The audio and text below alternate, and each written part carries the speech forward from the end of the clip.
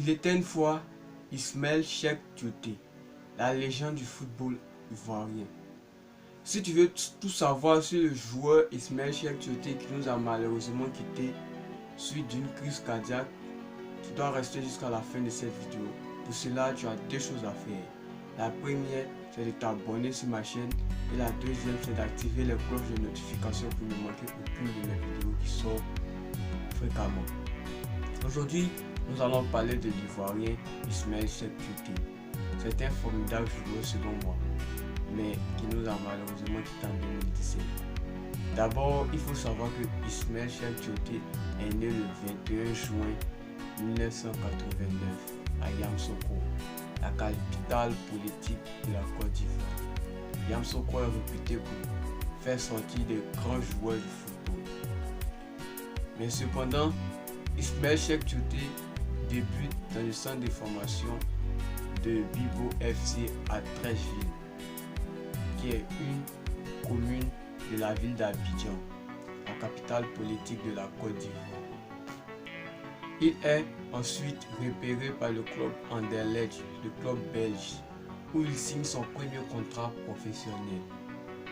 Il gagne le championnat belge avec son club en 2006 et en 2007, ces 2 années consécutives. Cependant, il décide de signer à Twente FC en 2008 pour avoir plus de temps de jeu.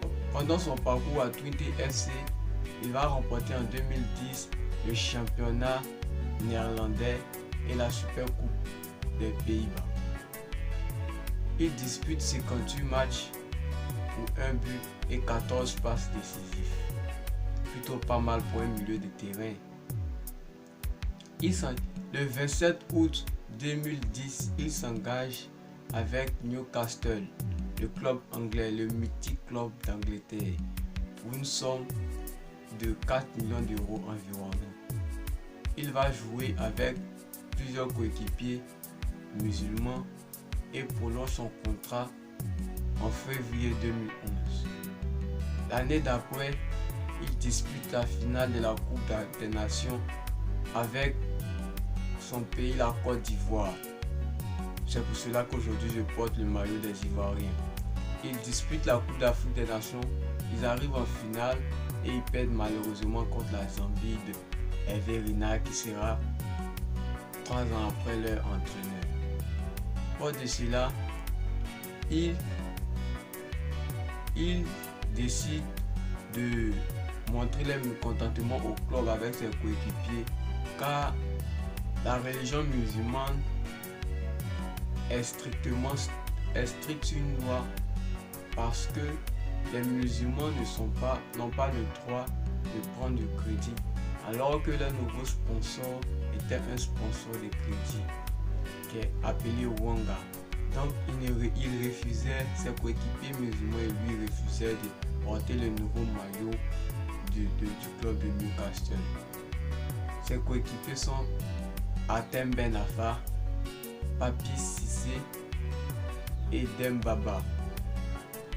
Ils ont montré leur mécontentement aux dirigeants du club. Pendant ce temps, 2 ans après, il gagne la Coupe d'Afrique des Nations avec Hervé Renard. Il gagne cette coupe au tir au but contre le pays voisin, le Ghana. C'était une épreuve très douloureuse. Mais les Ivoiriens ont réussi et ils ont eu la 2e étoile sur leur drapeau. Le 9 février 2017, il signe à Beijing China League One, l'équivalent de la 2e division chinoise. Il décède malheureusement le 5 juin 2017 suite à une crise cardiaque lors de son entraînement. J'espère que cette vidéo vous aurait plu. Si c'est le cas, n'hésite pas à t'abonner et d'activer la cloche de notification. Pour ma part, je trouve vraiment dommage que ce grand joueur soit décédé. A bientôt pour de nouvelles vidéos. Merci.